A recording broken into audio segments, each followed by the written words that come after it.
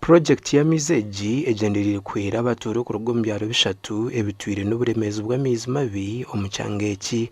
We've gone to the pump station site. We have seen where we are going to put the pumps. We shall have a pump house. We shall have a guard house.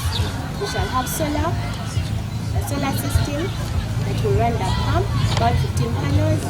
We shall have a transmission line coming from the tank, from the pump station to the tank.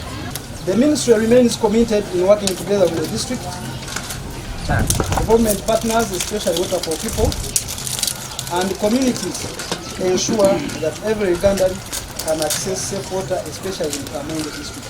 Ebyarebi biromu bunoga NB hamwe n'ababurama kandi abatura n'abembeze nibagirangwa amizaga nigije kwera cyangwa kurwana sendwara ezibirenezo rugomu kunyamizi mabi. Ibiri yo mucyekeki nembera eyibura eryamizi kumara kire karingwa icyeke cya Bunoga zone nangwa na Busiriba beniteganisibwa ibura eryamizi muri icyekeki cya Bunoga zone Bunoga A Bunoga B na Nyaburama babeni batunga amizi ninga huta sosi yabo babeni batunga amizi ku rugarutindo urwa mpanga babeni biyamizi konka ko benoza kucondo ushanga kandi ni harugamo burwire na munonga wazo marwaro statistics zereka ngo bucye kabiri na butano kuzo mucye kama 30 abantu ni batunga ndwara zikomoka umizi agatari marunji meza kwatura singa yo kunywa kwaturanywa amizi gebisharara ushanga entebatemyente ushanga no mutuza ari kwihamu kandi n'abana bitu